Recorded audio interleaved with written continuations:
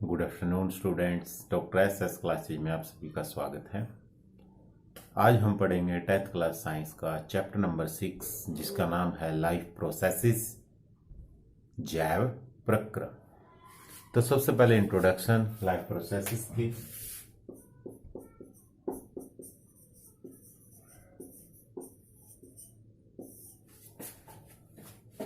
तो आपने देखा होगा कि बच्चे दौड़ रहे हैं या कोई गाय है वो जुगाली कर रही है या जो कुत्ते हैं वो भौंक रहे हैं। तो कैसे हमें पता चलता है कि ये सजीव हैं या निर्जीव हैं?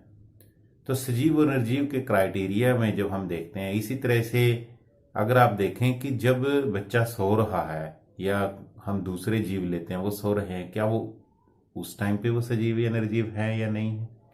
जो पौधे हैं, पौधों को हम ग्रीन प्लांट्स को कहते हैं कि ये सजीव अपना भोजन बनाते हैं, क्या जो ग्रीन नहीं है वो सजीव है या निर्जीव है? तो सजीव और निर्जीव के क्राइटेरिया को अगर हम देखें तो इंट्रोडक्शन टू लाइफ प्रोसेस, ये इसको हम कह सकते हैं व्हाट इज लाइफ प्रोसेस।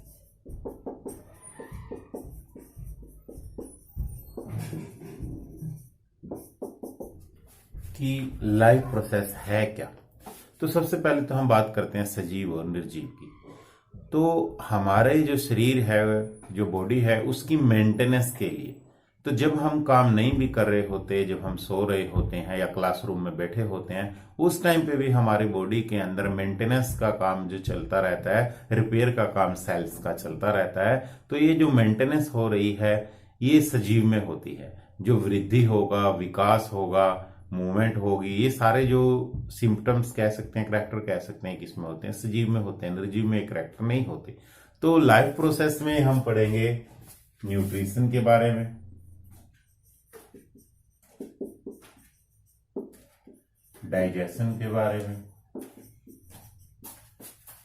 उसके बाद रेस्पिरेशन के बारे में और एक्सक्रेशन। तो किसी भी जीव में, किसी भी ऑर्गेनिज्म में अगर nutrition, digestion, respiration, excretion, Hindi में न्यूट्रिशन को कहते हैं पोषण, डाइजेशन को कहते हैं पाचन, रेस्पिरेशन को कहते हैं श्वसन और एक्सक्रेशन को कहते हैं उत्सर्जन। तो जब ये सारी प्रोसेस किसी शरीर में, किसी बॉडी में जब चलती रहती है, न्यूट्रिशन है, डाइजेशन है, रेस्पिरेशन है, एक्सक्रीशन है, जब ये सारी प्रोसेस किसी जीव में चलती रहती है उसे हम कहते हैं सजीव है। जिसमें प्रोसेस नहीं होती उसको हम कहते हैं निर्जीव। तो लाइफ प्रोसेस क्या है, सजीव क्या है? तो लाइफ प्रोसेस की जिंदा रहने के लिए हमारे शरीर में कुछ न कुछ प्रक्रियाएं चलती रहती हैं जिनको हम जैव प्रक्रम कहते हैं। वो प्रक्रियाएं क्या क्या हो सकती हैं? पोषण हो सकती है, पाचन हो सकता है, वो आपका वो जो शरीर से गंदे पदार्थों को, फोकट पदार्थों को शरीर से बाहर निकालना, उत्सर्जन हो सकता है। तो ये सारी जो प्रोसेस मिलके हमारा जीवन बनाती है, सजीव बनाती हैं। इस वजह से इनको कहा जाता है लाइफ प्रोसेसेस। जैसे इसका नाम है लाइफ, जिंदा रहने के लिए प्रोसेस, कि वो प्रोसेसेस, प्रक्रियाएं जो जीवित रहने के लिए हमारे शरीर के अंदर पर निरंतर चलती रहती हैं, उनको हम बोलते हैं जैव प्रक्रम या लाइफ प्रोसेसेस। और वो क्या क्या है? वो पोषण हो सकता है, जो हमने न्यूट्रिशन कहा, वो पाचन हो सकता है, डाइजेशन कहा, वो रेस्पिरेशन कहा, जो श्वसन है, वो एक्सक्रेशन कहा, जो हमने कहा कि जो गंदे पदार्थ हैं उनको शरीर से बाहर निकालना। अब हम वन बाय वन इन सारी जो प्रक्रियाएं हैं इनको इस चैप्टर में डिस्कस करेंगे। तो सबसे पहले हम बात करते हैं न्यूट्रिशन से।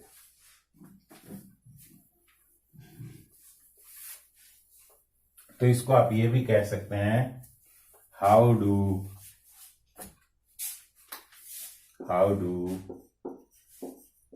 लिविंग थिंग्स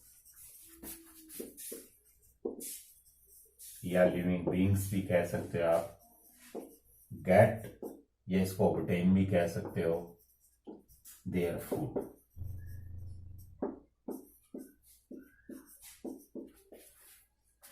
कि जो सजीव हैं वो अपना भोजन कैसे प्राप्त करते हैं, हाउ डू, कि कैसे लिविंग थिंग्स या लिविंग बीइंग्स, सजीव, टू गेट ऑब्टेन, कि वो प्राप्त करते हैं, देयर फूड, वो अपना भोजन किस तरह से प्राप्त करते हैं। तो हम बात करेंगे न्यूट्रिशन की। तो न्यूट्रिशन जिसको हम कहते हैं हिंदी में पोषण। तो न्यूट्रिशन को अगर हम ओवरऑल कहें, ये 5 स्टेप मिलके न्यूट्रिशन बनाते हैं। पहला स्टेप होता है injection of food,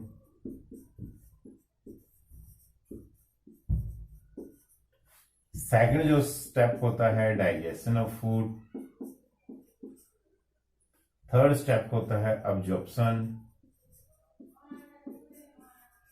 fourth step होता है असिमिलेशन,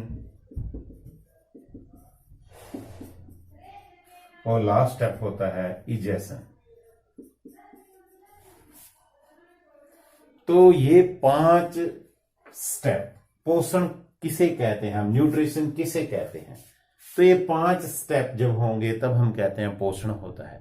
पोषण सिर्फ ये नहीं कि जैसे देखो हम 6ठी से क्लास में पढ़ते हैं, वहां पे लिखा होता है कि कोई भी आपको हार्डवर्क करना है या कोई भी कार्य करना है, उस कार्य को पूर्ण करने के लिए आपको ऊर्जा की आवश्यकता होती है, एनर्जी की जरूरत होती है। तो पहले क्वेश्चनिंग यही होती है कि हमें वो भोजन ऊर्जा कहाँ से मिलती है। तो उसका आंसर हम पढ़ते हैं कि भोजन की शरीर के जो पूरी मेंटेनेंस के लिए कह सकते हो या कोई भी कार्य को पूर्ण करने के लिए जो हमें ऊर्जा प्राप्त होती है वो भोजन से प्राप्त होती है। तो सिर्फ भोजन को प्राप्त करना ही पोषण नहीं है। पोषण क्या है, पोषण ये 5 स्टेप हैं, ये जब कंप्लीट होंगे तब पूरा पोषण होगा, तब वो न्यूट्रिशन होगा। वो 5 स्टेप क्या है, injection of food. Injection of food, injection को हम कहते हैं अंतर्ग्रहण, शरीर के अंदर लेके जाना। तो भोजन शरीर के अंदर लेके जाएंगे, हम उसको बोलते हैं इंजेक्शन। उसके बाद है डाइजेशन ऑफ फूड। डाइजेशन होता है भोजन का पाचन, कि शरीर के अंदर तो चला गया, अब वो भोजन का क्या होना है, पाचन होना है। उसके बाद है अब्जॉर्प्शन, की जो भी भोजन अंदर गया उसमें से जो जरूरी इसेंशियल जो भी आपकी बॉडी के लिए कोई भी चीज है, एलिमेंट्स है, उनको वो क्या कर लेते हैं, अब्जॉर्व कर लेते हैं। एसिमिलेशन होता है वहां से एनर्जी प्रोड्यूस करना। तो जब पूरी डाइजेशन होगी तो एनर्जी प्रोड्यूस होगी, वो एनर्जी स्टोर कर लेना, एसिमिलेशन एनर्जी प्रोड्यूस होना। उसके बाद है इजेशन। इजेशन होता है शरीर से गंदे पदार्थों को बाहर निकालना, जिसे हम मल त्याग भी कहते हैं, उत्सर्जन भी कहते हैं। तो ये जब 5 स्टेप, यानी भोजन स्टार्टिंग में हमने ग्रहण किया, भोजन को खाना शुरू किया, शरीर के अंदर चला गया, फिर उसका पाचन हुआ, डाइजेशन हुआ, थर्ड स्टेप में अब्जॉर्प्शन हुआ, फोर्थ स्टेप में असिमिलेशन, उससे एनर्जी प्रोड्यूस हुई, ऊर्जा मिली हमें, और 5वें स्टेप में इजेशन, जो भी गंदे पदार्थ हैं, जो अनपचा भोजन है, उसको शरीर से बाहर निकालना। तो जब ये 5 स्टेप पूरे हो जाते हैं तब हम कहते हैं कंप्लीट न्यूट्रिशन, कि न्यूट्रिशन हुआ, पोषण हुआ।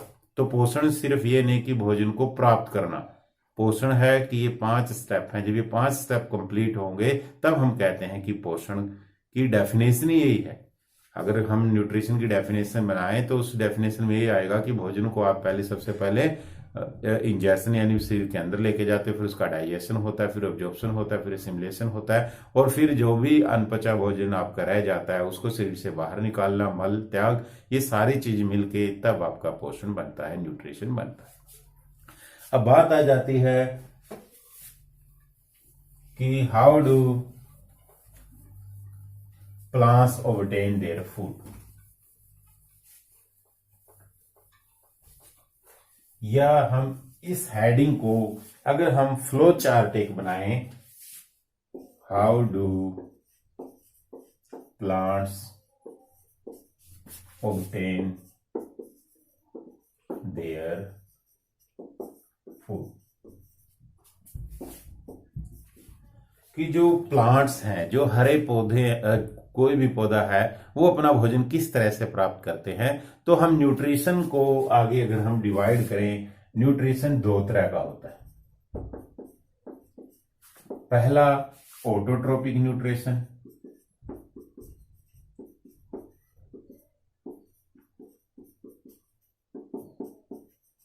और दूसरा होता है हेटेरोट्रोपिक न्यूट्रिशन।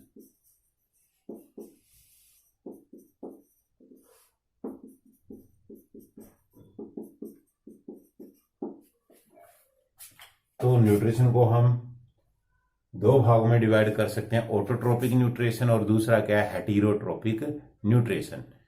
तो ऑटोट्रोपिक न्यूट्रिशन किस में होगा ये हम पढ़ेंगे। हम पहले भी पढ़ते हैं, 3 चीजें हम पढ़ते हैं। पहला हम पढ़ते हैं ऑटोट्रोप, यहां पे हम पढ़ते हैं हेटेरोट्रोप्स।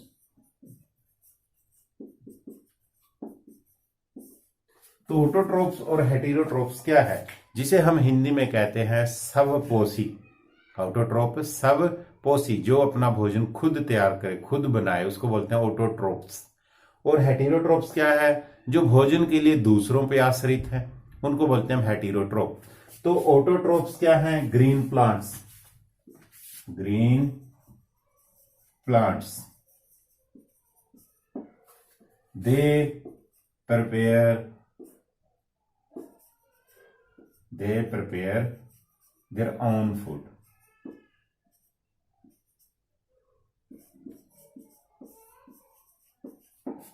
They prepare their own food, कि ये क्या करते हैं, अपना भोजन खुद बनाते हैं। और ये क्या है, ये डिपेंड अपॉन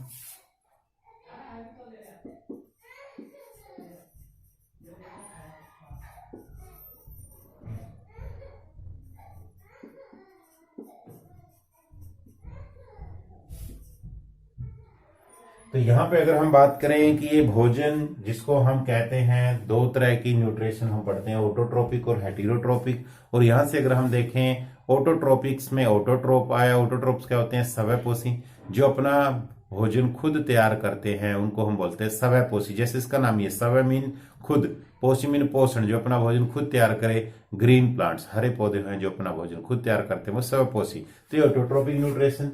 उसके बाद हेटेरोट्रोपिक न्यूट्रिशन की, जो भोजन के लिए दूसरों पे आश्रित होते हैं, उनको बोलते हैं हम हेटेरोट्रोपिक न्यूट्रिशन। तो ये हरे पौधों पे ये निर्भर करते हैं, ऑटोट्रोप्स पे निर्भर करते हैं। हेटेरोट्रोप्स डिपेंड अपॉन डायरेक्टली और इनडायरेक्टली ऑन ऑटोट्रोप्स, कि जो हेटेरोट्रोप्स हैं वो डायरेक्टली या इनडायरेक्टली किस पे निर्भर होते हैं, ऑटोट्रोप्स के ऊपर निर्भर होते हैं। तो ऑटोट्रोपिक न्यूट्रिशन की अगर हम बात करें कि जो हरे पौधे हैं, ग्रीन प्लांट्स है, वो अपना भोजन किस तरह से तैयार करते हैं, तो हम पढ़ते हैं एक प्रोसेस, फोटोसिंथेसिस।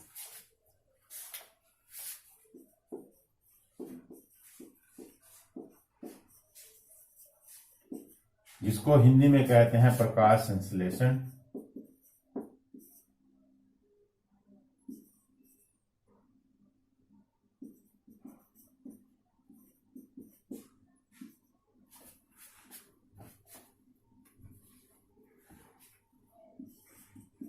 प्रकाश संश्लेषण। तो फोटोसिंथेसिस क्या है, फोटोसिंथेसिस एक प्रोसेस है जिसमें क्या होता है कि जो ग्रीन प्लांट्स होते हैं वो अपना भोजन तैयार करते हैं, प्रिपेयर करते हैं, उस प्रोसेस का नाम है फोटोसिंथेसिस। तो रॉ मटेरियल क्या है फोटोसिंथेसिस की, इसके नाम से ही पता चलता है, फोटो प्लस सिंथेसिस, ये दो शब्दों से मिलकर बना है, फोटो प्लस सिंथेसिस। फोटो बना है फोटोन से, और सिंथेसिस का मतलब होता है प्रिपेयर। और फोटोन क्या है, स्ट्रक्चरल यूनिट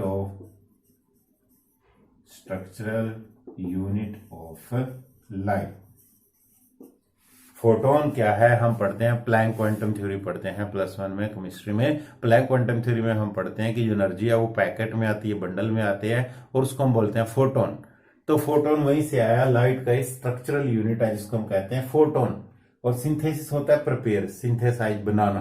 तो ये लाइट एनर्जी को लेके क्या करते हैं, सिंथेसाइज करते हैं। सिंथेसाइज किसका करते हैं, सिंथेसिस ऑफ फूड, फूड का निर्माण करते हैं, भोजन का निर्माण करते हैं, उसको बोलते हैं प्रकाश संश्लेषण। तो प्रकाश संश्लेषण क्या है, प्रकाश की उपस्थिति में संश्लेषण में निर्माण करना, बनाना, किसका निर्माण करना, भोजन का। तो एक प्रोसेस है, इसको बोलते हैं फोटोसिंथेसिस। तो रॉ मटेरियल क्या क्या है फोटोसिंथेसिस के लिए, हमें क्या क्या चाहिए,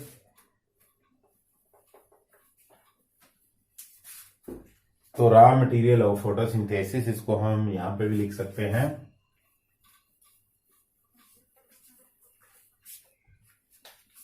रॉ मटेरियल ऑफ फोटोसिंथेसिस। तो सबसे पहले है इसमें कार्बन डाइऑक्साइड, दूसरा है इसमें वाटर, थर्ड है इसमें लाइट, जिसको हम सनलाइट भी कह सकते हैं, और फोर्थ है इसमें क्लोरोफिल।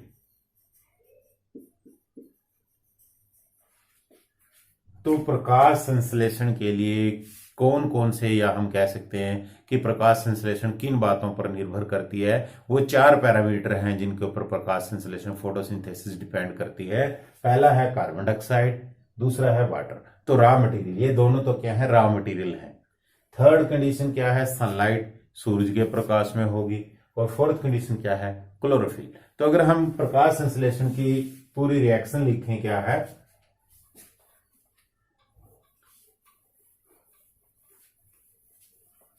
तो हमारे पास है कार्बन डाइऑक्साइड जिसके हम लेंगे 6 मोल, प्लस में क्या लेंगे 12H2O, 12H2O। और यहां से क्या होगा आपके पास, ये प्रोडक्ट क्या बनेगा, C6H12O6 प्लस में 6 ऑक्सीजन प्लस में 6H2O।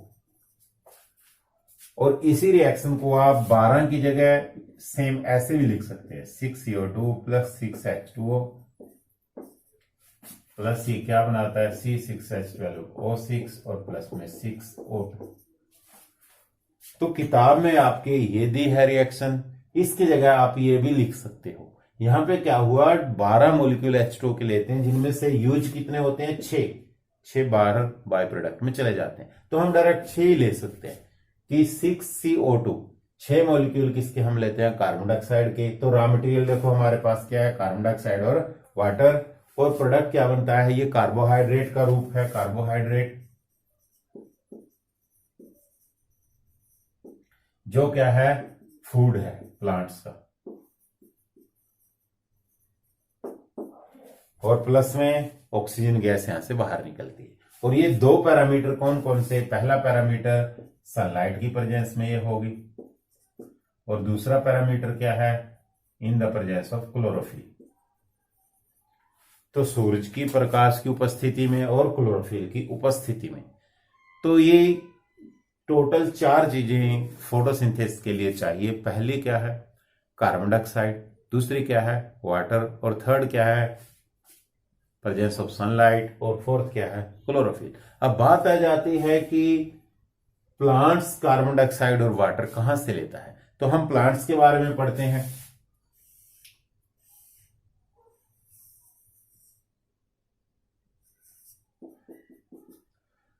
तो हम पढ़ते हैं रूट्स के बारे में, फिर हम स्टेम पढ़ते हैं, और फिर हम ब्रांचेस पढ़ते हैं। और ब्रांचेस के ऊपर क्या होते हैं, अगर हम दिखाएं कि लीव्स लगे होते हैं।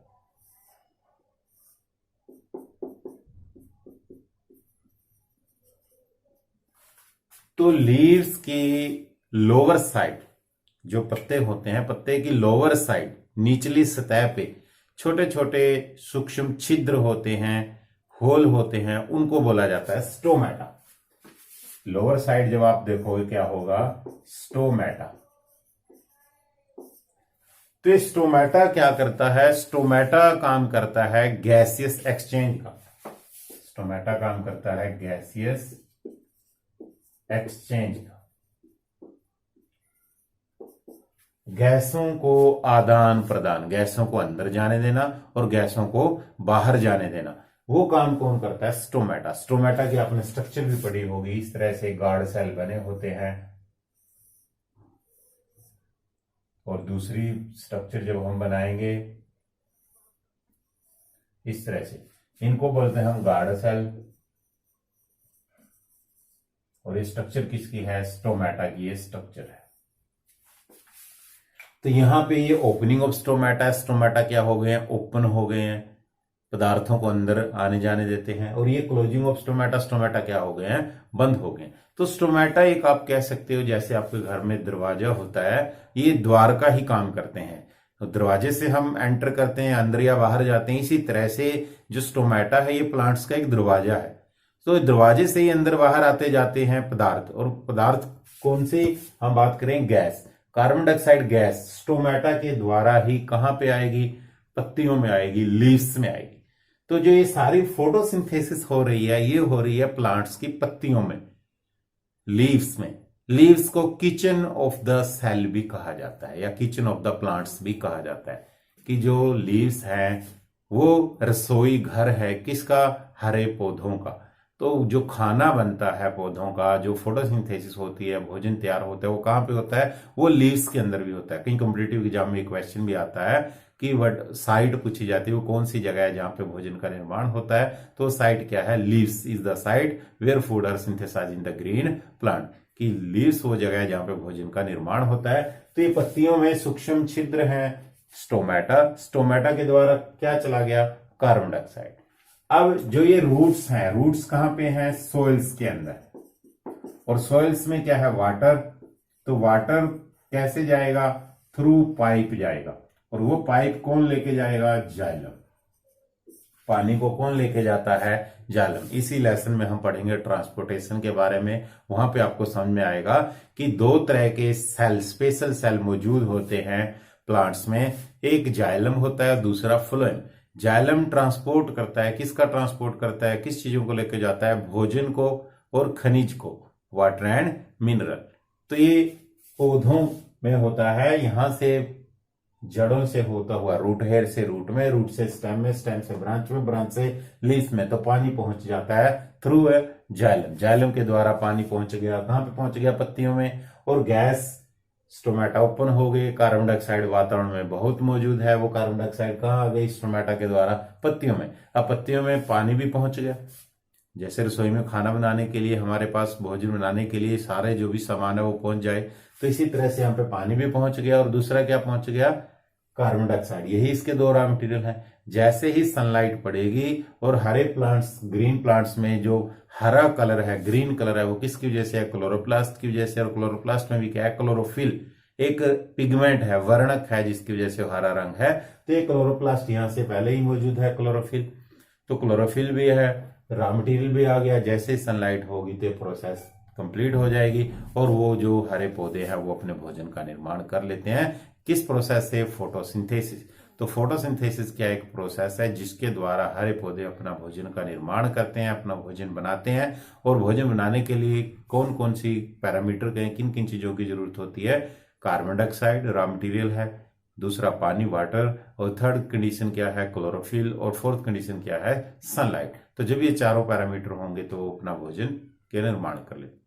आजकल आप बायो में पढ़ोगे डायरेक्ट रिएक्शन के बारे में कि जब लाइट नहीं होती उस समय भी पौधे होते हैं जो भोजन का निर्माण करते हैं, उसको बोलते हैं डायरेक्ट रिएक्शन। अब नेक्स्ट है हमारे पास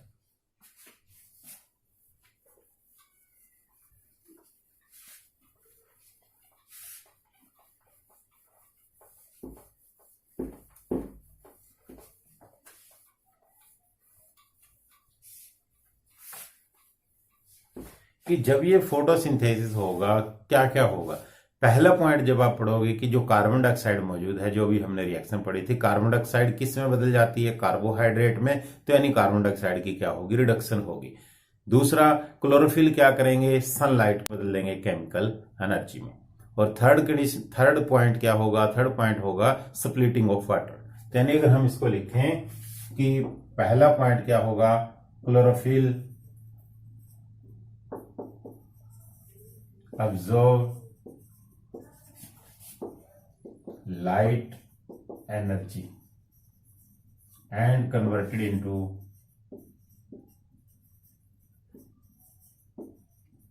chemical energy।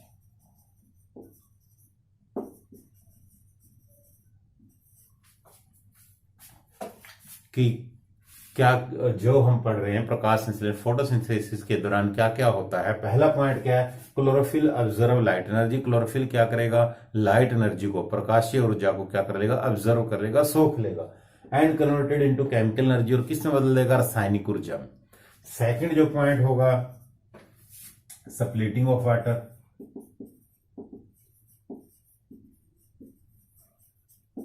ये भी आप आगे जाके पढ़ोगे कि वाटर का क्या हो जाता है? स्प्लिट हो जाता है, उसको हाइड्रोजन और ऑक्सीजन में स्प्लिट करती है। जो एनर्जी मिली ये इसको तोड़ देगी, स्प्लिटिंग ऑफ वाटर। और थर्ड केस में क्या होता है? Reduction of carbon dioxide to carbohydrate की रिडक्शन हो जाती है। किसकी रिडक्शन हो जाती है? कार्बन डाइऑक्साइड गैस की। किस में? कार्बोहाइड्रेट में। और यहां पे आप देख भी सकते हो रिडक्शन कैसे हुई। यहाँ पे कार्बन मौजूद था, यहाँ पे भी मौजूद है, ऑक्सीजन यहाँ पे मौजूद था, ऑक्सीजन यहाँ पे मौजूद है। फर्क किसका है? हाइड्रोजन का। और हाइड्रोजन इसमें क्या हो गई? ऐड हो गई। और एडिशन ऑफ हाइड्रोजन को क्या कहते हैं हम? रिडक्शन। तो यहाँ पे हाइड्रोजन ऐड हुई है, जुड़ी है, रिडक्शन हुई है। और रिडक्शन किसकी हुई है? कार्बन डाइऑक्साइड रिड्यूस हो जाता है किसमें? कार्बोहाइड्रेट के रूप में। तो ये क्या हुआ? ये थर्ड स्टेप हुआ किसमें? फोटोसिंथेसिस के दौरान। अब हम बात करते हैं कि जो न्यूट्रिशन है ह्यूमन बीइंग्स में कैसे होता है। तो न्यूट्रिशन हमने पढ़ा था दो तरह का, autotrophic nutrition, heterotrophic nutrition. Autotrophic nutrition में ऑटोट्रोप्स में पढ़ा कि ग्रीन प्लांट्स क्या करते हैं? अपना भोजन खुद तैयार करते हैं, इसलिए इनको ऑटोट्रोप्स कहा जाता है। तो ये ऑटोट्रोपिक न्यूट्रिशन के बारे में हमने पढ़ा कि ग्रीन प्लांट्स किस तरह से अपना भोजन फोटोसिंथेसिस प्रोसेस से बनाते हैं। अब हम हेटेरोट्रोप्स की बात करते हैं। हेटेरोट्रोप्स में हमने पढ़ा था कि जो हेटेरोट्रोप्स हैं वो डायरेक्टली या इनडायरेक्टली किस पे डिपेंड करते हैं? ऑटोट्रोप्स पे डिपेंड करते हैं। वो आश्रित होते हैं सीधे या असीधे तौर पे किसके ऊपर आश्रित होते हैं? वो समयपोषी के ऊपर, ऑटोट्रोप्स के ऊपर वो आश्रित होते हैं। तो न्यूट्रिशन हम बात करते हैं एनिमल्स के अंदर, न्यूट्रिशन इन एनिमल्स।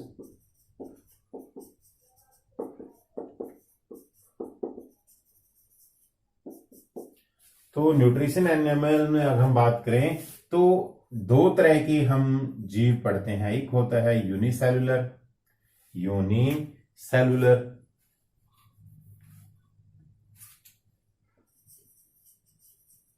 और दूसरा होता है मल्टी सेलुलर। यूनिसेलुलर होता है सिंगल सेल ऑर्गेनिज्म,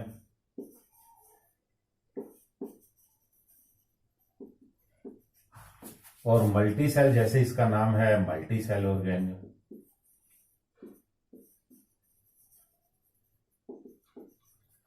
तो ये पढ़ने से पहले अगर हम देखें, थोड़ा सा बैक जाएं, नाइन्थ को रिवाइज करें। नाइन्थ में आपका एक लेसन होता है कोशिका, जिसको हम कहते हैं cell. Cell is the structural and functional fundamental units of life. कि सेल होती है, जो कोशिका होती है, वो संरचनात्मक इकाई होती है जीव की। तो सेल, कोशिका, ये मिलके क्या बनाती है? Tissue, group of cell. कोशिका, ये कोशिका है जिसको हिंदी में कोशिका कहा जाता है। ये आ गया आपके पास उत्तक। टिश्यू मिलके क्या बनाते हैं? ऑर्गन, जिसको अंग या अंग कहा जाता है। ऑर्गन जब किसी एक बॉडी में लगा दिए जाते हैं, फिट कर दिए जाते हैं, उसको बोलते हैं हम जीव या सजीव।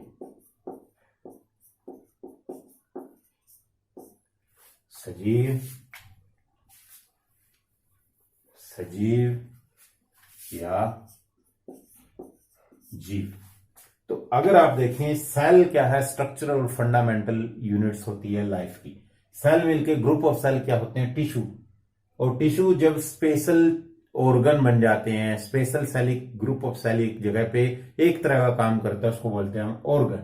तो यहां पे हम बात यही कर रहे हैं कि यूनिसेलुलर ऑर्गेनिज्म से कहते हैं हम एक कोशिकीय जीव, और मल्टी सेलुलर ऑर्गेनिज्म जिसे हम कहते हैं बहुकोशिकीय जीव। जैसे कि इनका नाम ही इंडिकेट करता है यूनिसेलुलर ऑर्गेनिज्म, कि इनका जो सेल ऑर्गेनिज्म है ये सिर्फ एक ही तरह की सेल से मिलकर बने होते हैं। तो इनमें कोई स्पेशल ऑर्गन या स्पेशल सेल नहीं होती कि अलग अलग काम को करने के लिए, तो सारा काम एक ही तरह के सेल करते हैं। मल्टी सेलुलर ऑर्गेनिज्म में क्या होता है कि इनमें बहुत सारी सेल होती हैं, और ये सेल इकट्ठे होकर टिश्यू बनाती हैं, ऑर्गन बनाती हैं, और स्पेशलाइज ऑर्गन बन जाते हैं। हर एक काम को करने के लिए अलग अलग तरह के ऑर्गन होते हैं। तो पहले हम बात करते हैं न्यूट्रिशन यूनिसेलुलर ऑर्गेनिज्म में, जैसे कि अमीबा में, पैरामीशियम में। यानी न्यूट्रिशन इन अमीबा,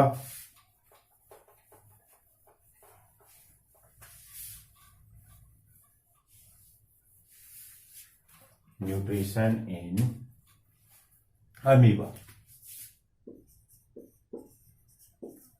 तो अमीबा की स्ट्रक्चर आपने देखी होगी। हम इस तरह से स्ट्रक्चर बनाते हैं। ये न्यूक्लियस होता है, और ये जो प्रोजेक्शन है इनको बोलते हैं हम स्यूडोपोडिया। स्यूडोपोडिया। तो ये जो प्रोजेक्शन है बाहर की तरफ, इनको बोलते हैं हम हिंदी में कूटपाद, कि नकली के पैर कह सकते हैं हम। तो जो भी फूड पार्टिकल आएगा, अगर हम देखें नेक्स्ट स्टेज में कि यहां पे क्या होता है कि ये फूड पार्टिकल है, ये जो दोनों प्रोजेक्शन है ये इसके अंदर चला जाएगा।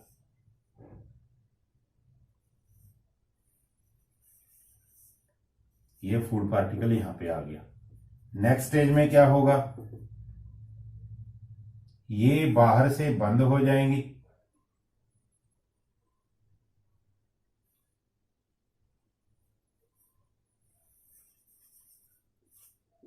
ये फूड पार्टिकल अंदर आ गया और ये बाहर से लेयर इसकी बंद हो गई।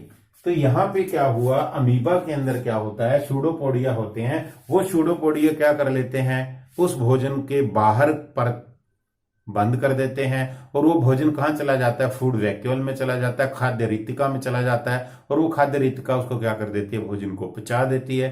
जैसे ही भोजन पच जाता है वो उसके साइटोप्लाज्म में चला जाता है और जो अनपचा भोजन होता है वो बाहर निकाल दिया जाता है। यानी इसमें सिंपल सी एक विधि होती है, अंतर्ग्रहण और बाह्य ग्रहण, कि अंतर लेके जाना, अंदर लेके जाना, भोजन को शरीर के अंदर लेके जाना, सेल उसकी जो है वो लेयर है जो उसकी बाहर से उसको बंद कर लेते हैं। तो अमीबा में कोई स्पेशल ऑर्गन नहीं होता जो पाचन के लिए।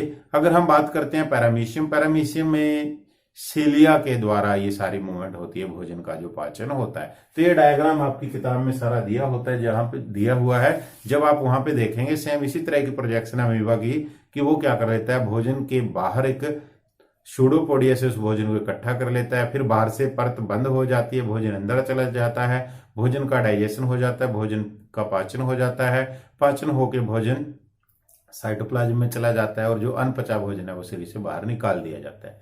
अब हम बात करते हैं न्यूट्रिशन इन ह्यूमन बींग्स, यानी मल्टी सेलुलर ऑर्गेनिज्म।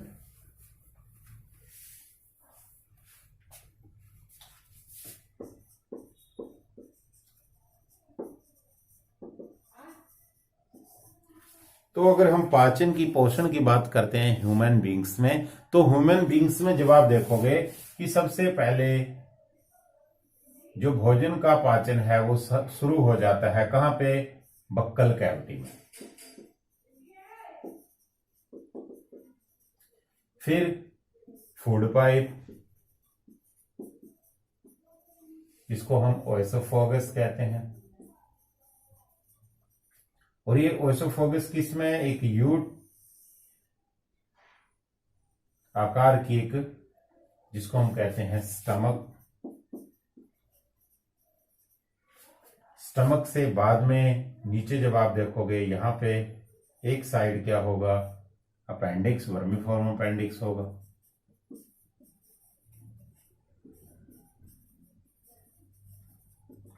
और दूसरी साइड लास्ट में जो ओपन होगी उसको हम बोलते हैं एनस। बीच में आप देखोगे कॉइलिंग होगी इस तरह से, वो क्या होगी, स्मॉल इंटेस्टाइन, और ये बाहर जो होगी ये क्या होगी, लार्ज इंटेस्टाइन।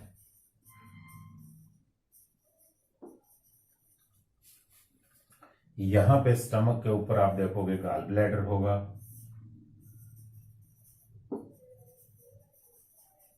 और एक साइड क्या होगा, लीवर,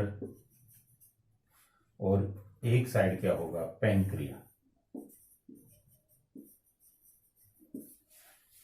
तो अगर पूरा हम ह्यूमन बींग्स की बात करें कि भोजन का पाचन किस तरह से होगा, तो ये हमारे माउथ में, माउथ को बोलते हैं हम बक्कल कैविटी। तो माउथ में आपके टीथ भी आ जाते हैं, आपकी टंग भी आ जाती है। तो जैसे ही आप भोजन को ग्रहण करते हो तो भोजन को मुंह में आप चबाते हो, क्रश करते हो, क्रश करके उसको छोटे टुकड़ों में बनाते हो, और मुंह में क्या निकलता है, आपके लार निकलती है, उस लार को हम बोलते हैं सलाइवा, जिसको बोलते हैं हम लार। और ये लार कहां से निकलती है, ये लार निकली सैलिवरी ग्लैंड से, जिसको हम कहते हैं लार ग्रंथि, लार ग्रंथि, लार ग्रंथि।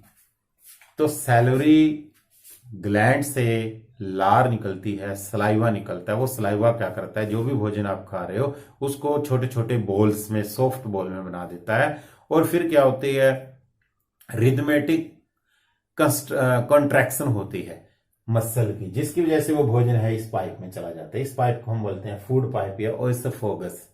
ओएसोफेगस से भोजन कहां चला जाता है, स्टमक में चला जाता है। स्टमक को बोलते हैं हम अमाशय, इसको भोजन नली बोलते हैं, इसको बोलते हैं हम अमाशय। तो यहां पे जब भोजन आ गया तो इसका आकार है जो बढ़ जाता है। तो इसकी जो लेयरिंग होती है वो म्यूकस की बनी होती है। स्टमक की जो लेयरिंग होगी वो किसकी बनी होगी, म्यूकस की। म्यूकस की क्यों बनी होती है, जब भोजन आपका यहां पे आ जाता है, भोजन का जो फर्स्ट डाइजेशन है, पाचन, वो मुंह में शुरू हो जाता है, माउथ से शुरू हो जाता है। भोजन जो आपका कार्बोहाइड्रेट के रूप में था वो माल्टोज में बदल जाता है। सलाइवा क्या कर देता है, उसको माल्टोज में बदल देता है। अब जो आपके भोजन में अगर हम बात करते हैं सैलरी अमाइलेज, सैलरी अमाइलेज, ये इंजाइम था जो स्टार्च का डाइजेशन करता है माउथ में, buccal cavity. Salary amylase enzyme है जो किसको, स्टार्च का पाचन करता है। स्टार्च का पाचन मुंह में ही शुरू हो जाता है, माउथ में।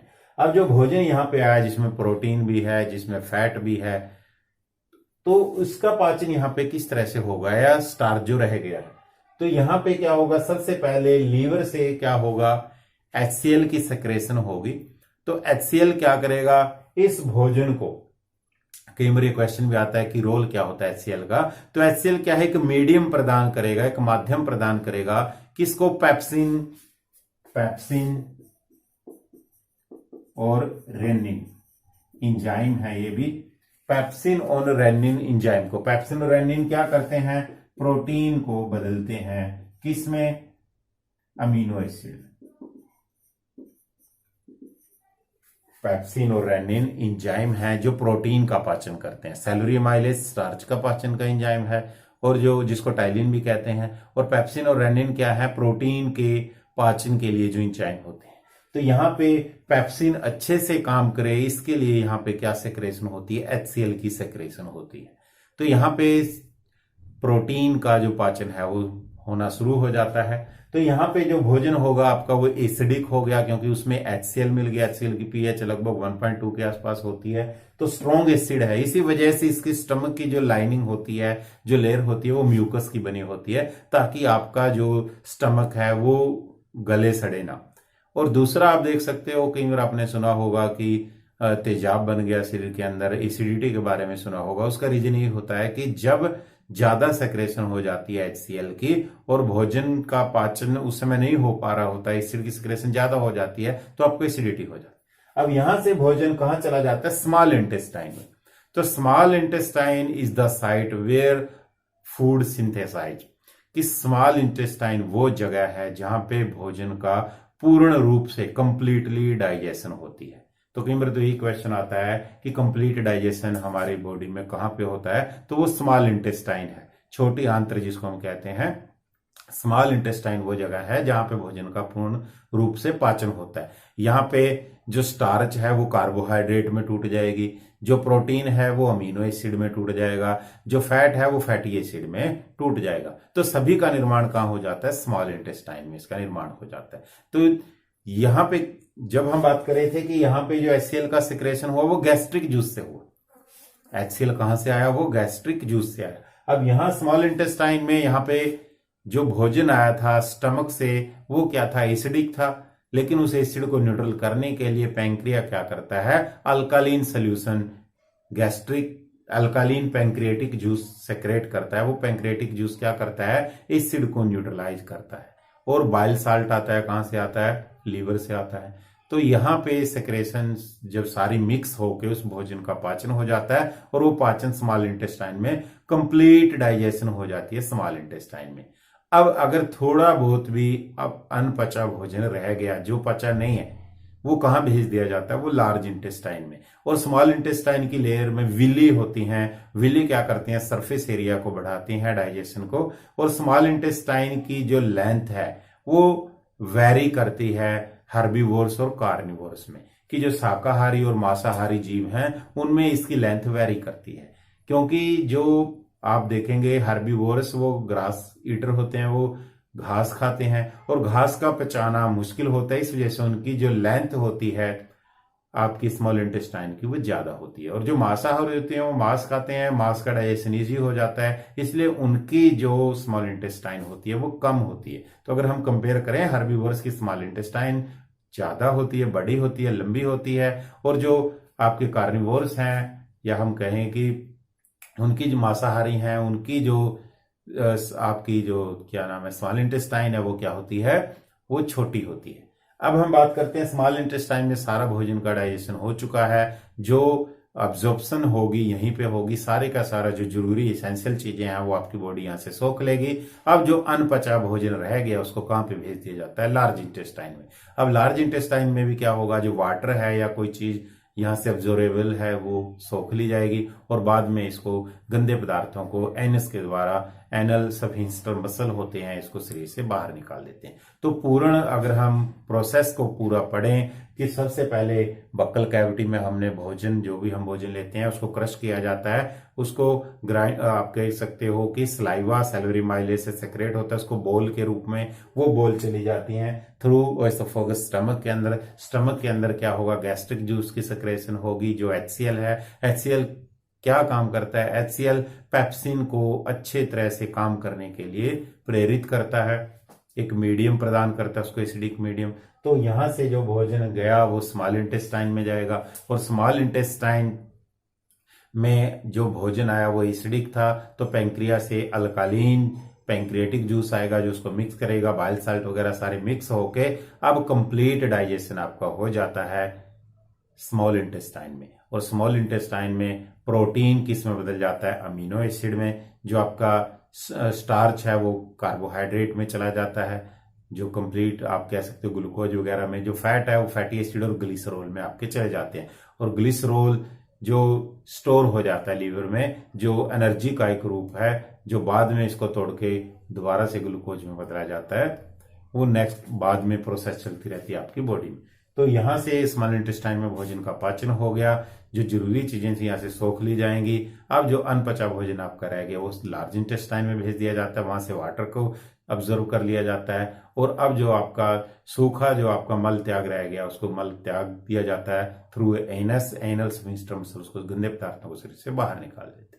तो आज हमने 6 चैप्टर 10th क्लास का साइंस का लाइव प्रोसेस शुरू किया, जिसमें हमने इंट्रोडक्शन पढ़ी लाइव प्रोसेस के बारे में, लाइव प्रोसेस क्या है उसके बारे में पढ़ा।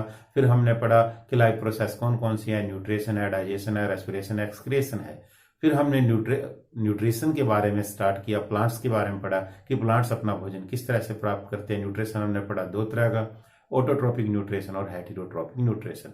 ऑटोट्रोपिक न्यूट्रिशन में हमने पढ़ा ऑटोट्रोप्स के बारे में कि जो अपना भोजन अपने आप तैयार करते हैं उसको बोलते हैं ऑटोट्रोप्स। जो भोजन के लिए दूसरों पे आश्रित होते हैं वो होते हैं हेटेरोट्रोप्स। और ऑटोट्रोप्स में हमने पढ़ा ग्रीन प्लांट्स, और हेटेरोट्रोप्स में क्या है, जैसे मैं। फिर हमने ऑटोट्रोपिक न्यूट्रिशन में फोटोसिंथेसिस के बारे में पढ़ा कि फोटोसिंथेसिस एक प्रोसेस है जिसके द्वारा ग्रीन प्लांट्स क्या करते हैं, अपना भोजन खुद बनाते हैं। तो पैरामीटर या क्या क्या इसेंशियल चीजें चाहिए थी फोटोसिंथेसिस के लिए, हमने पढ़ा कार्बन डाइऑक्साइड, फिर हमने पढ़ा वाटर, क्लोरोफिल और सनलाइट।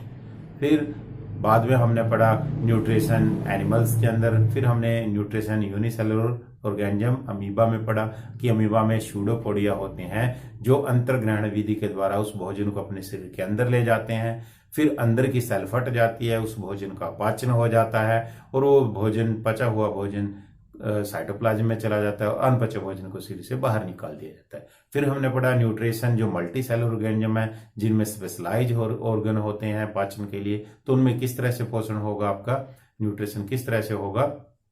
तो हमने ह्यूमन बींग्स की बात की, तो उसका पूरा प्रोसेस हमने देखा कि बक्कल कैविटी से, मुंह से ही आपका पाचन शुरू हो जाता है। सैलिवरी ग्लैंड से saliva, salivary amylase enzyme secrete होता है। फिर वो भोजन आपकी फूड पाइप से होता हुआ स्टमक में चला जाता है, वहां से गैस्ट्रिक जूस से HCl की सेक्रेशन होती है। फिर वहां से आपका भोजन स्मॉल इंटेस्टाइन में चला जाता है। स्मॉल इंटेस्टाइन में पैंक्रियाटिक जूस आता है आपका, जो अल्कालीन सोल्यूशन है, जो एसिड को न्यूट्रलाइज कर देता है। तो स्मॉल इंटेस्टाइन वो जगह है जहां पे कंप्लीट डाइजेशन आपकी हो जाती है। तो वहां से फैट था जो फैटी एसिड और ग्लिसरॉल में चला जाता है, प्रोटीन है जो किसमें आपका चला जाता है, पेप्सिन और रेनिन एंजाइम प्रोटीन को बदल देते हैं आपके अमीनो एसिड में, और जो स्टार्च है उसको सरल आप कह सकते हो कार्बनिक पदार्थ में तोड़ देता है आपका जो अमाइलेज एंजाइम है।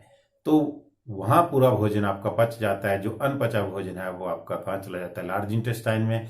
वहां उस अनपचे भोजन को पानी वहां से सोख लिया जाता है और उसको शरीर से बाहर निकाल दिया जाता है anus through anus.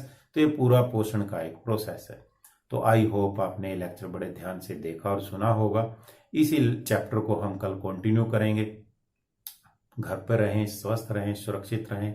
Please like, share and subscribe my channel. Thank you.